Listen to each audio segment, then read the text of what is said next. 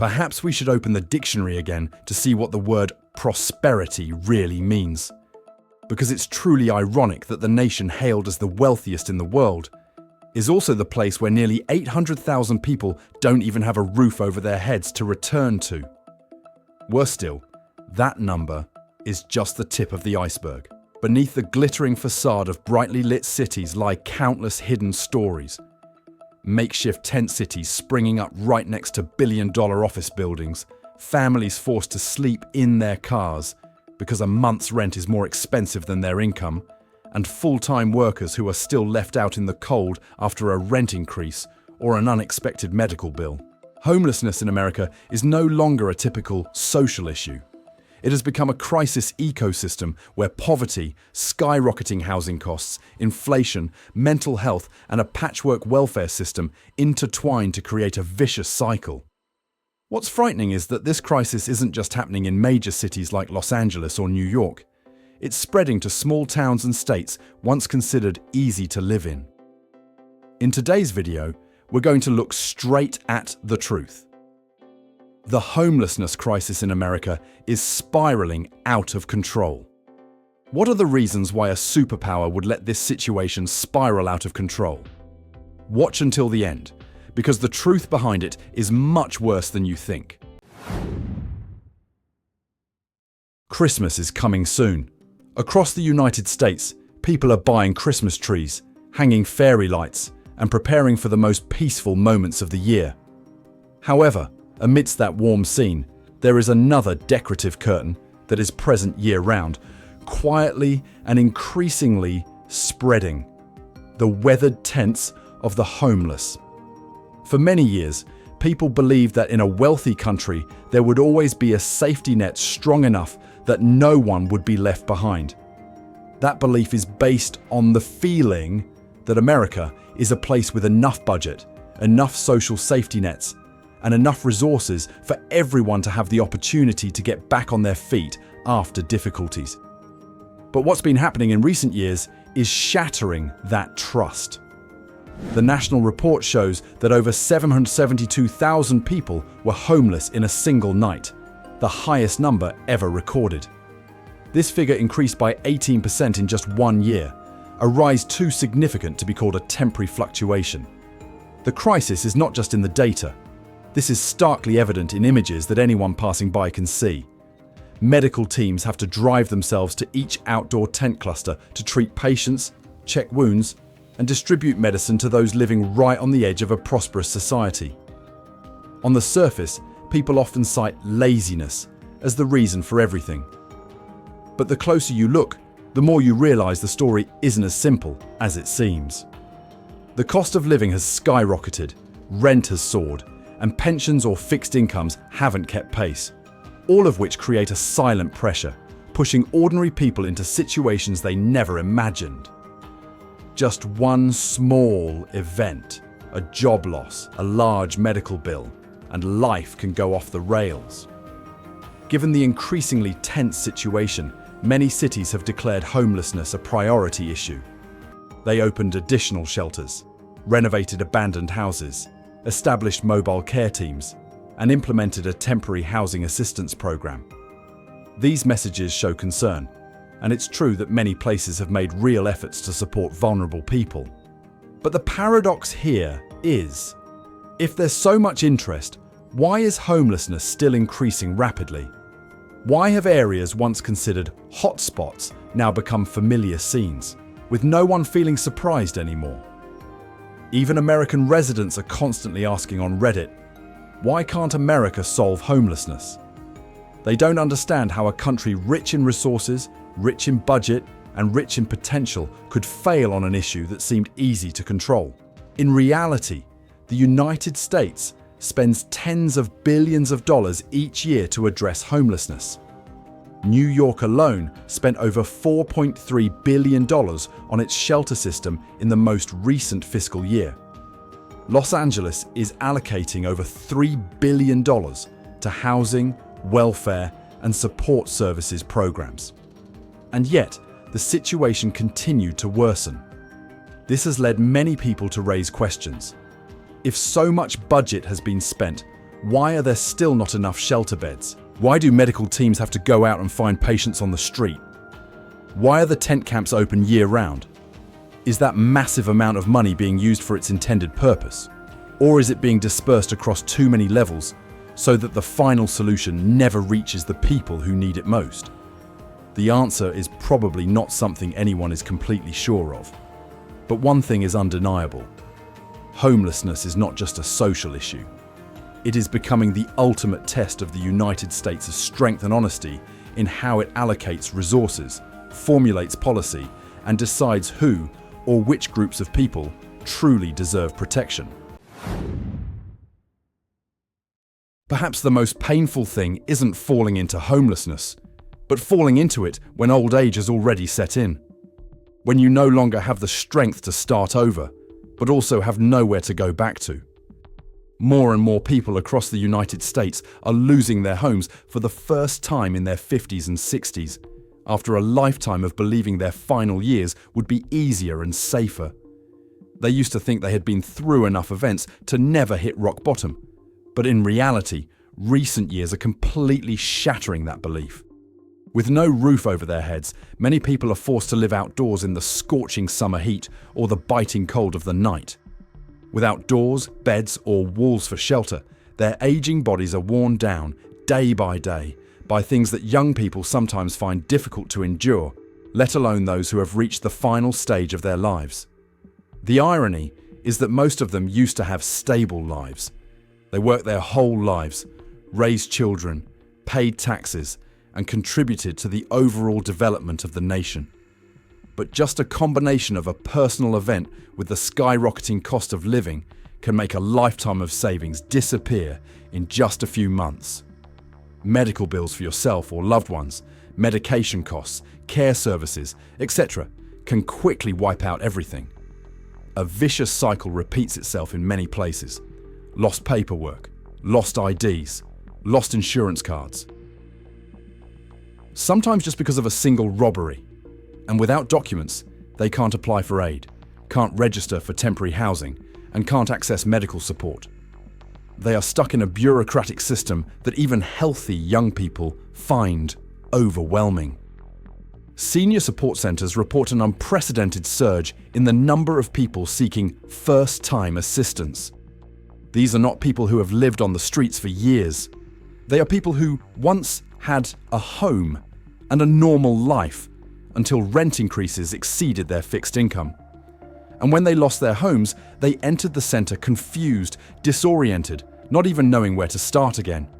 Especially since all procedures require a phone, email, or fixed address, things they no longer have. Experts warn that the elderly living alone are the fastest growing group falling into homelessness.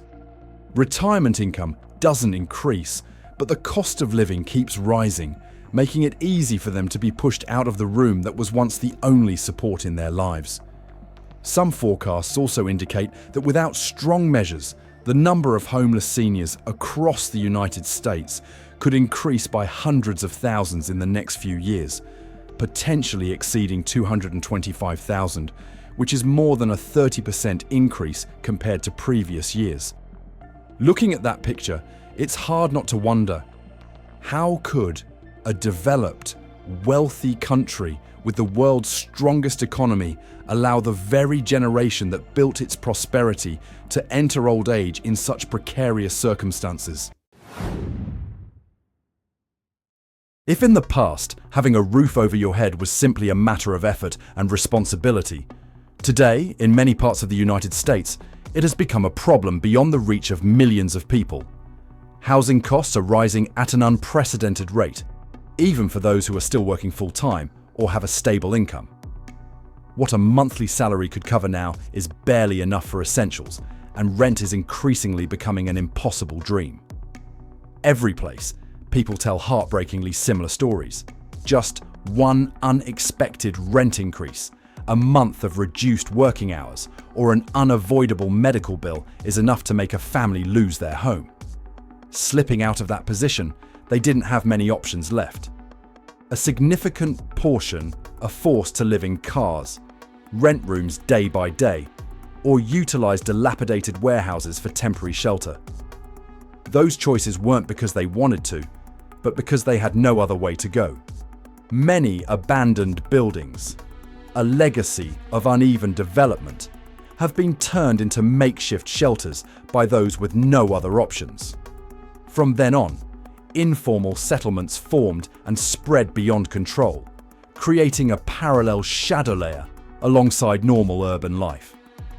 The core issue is that the amount of new low-cost housing being built is not keeping pace with demand.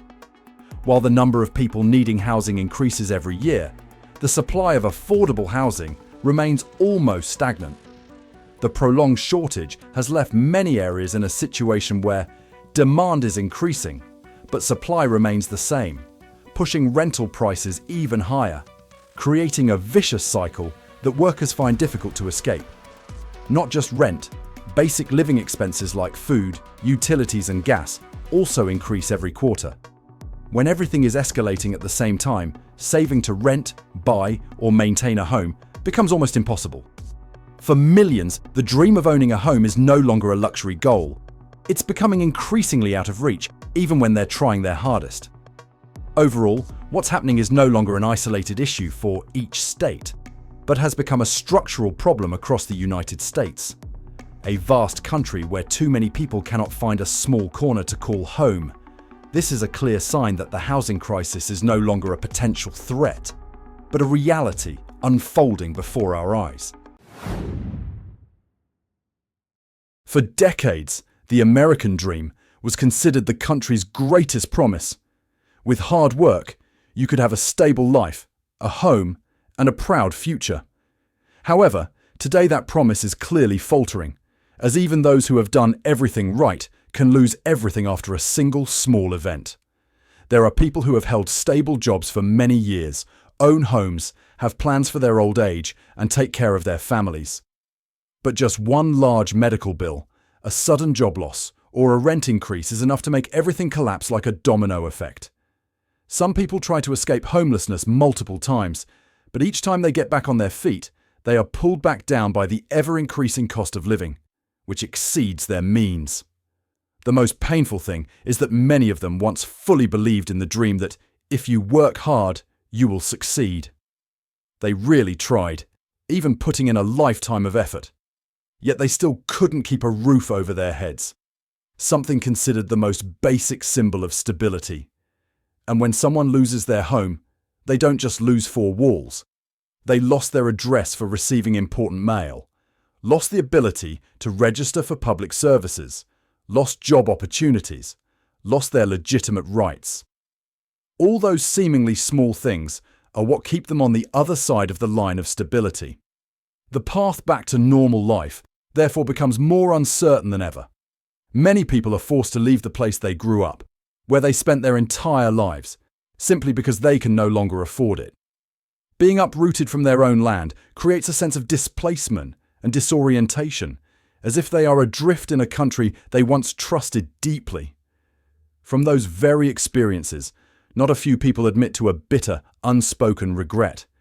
They did everything right, studied, worked, saved, followed the rules, but still ended up falling off the track of life. That moment shook faith in the story that America had once been proud of. And a heavy question arose. If even those who followed every rule could fail, how long could the American dream endure? For decades, people have always sought to simplify the issue of homelessness with a seemingly neat conclusion: they're lazy. But when you look closely at the real stories from all over America, that conclusion suddenly seems cruelly superficial. Because most of the people living on the streets today are not in that situation by choice, but because of life's unexpected blows. Illness, job loss, rising living costs, or simply an event beyond their ability to cope. Some people no longer stay in the support system, not because they didn't try hard enough, but because they were too exhausted to continue fighting in a machine that didn't support them quickly or effectively enough. When you lose your home, have no means of transportation, no identification, or no quiet space to recover, getting back on your feet is no longer as simple as the empty advice people often give. What surprises many people is that even while living on the streets, a significant number still try to maintain their work habits, working shifts, finding odd jobs, or continuing their previous profession whenever possible. A roof is gone, but the work ethic remains, like a fragile thread holding them to normal life. Not stopping there, many homeless people still maintain responsibility and affection in very human ways. They try to care for their pets, still call their relatives when they can, or keep small mementos as a way to remind themselves that they once belonged to a family, a community. In reality, it also shows that not everyone feels safe in shelters. Some people have tried to seek shelter but left because of the crowded, noisy environment or potential dangers. For many, sleeping outdoors, however harsh, offers a greater sense of agency and security. Healthcare and social support workers who work directly with the homeless community all repeat one thing. They didn't choose this life. Life chose them. And the more you look at real stories, the more you see that the long-held prejudice that homelessness is a choice is no longer consistent with reality.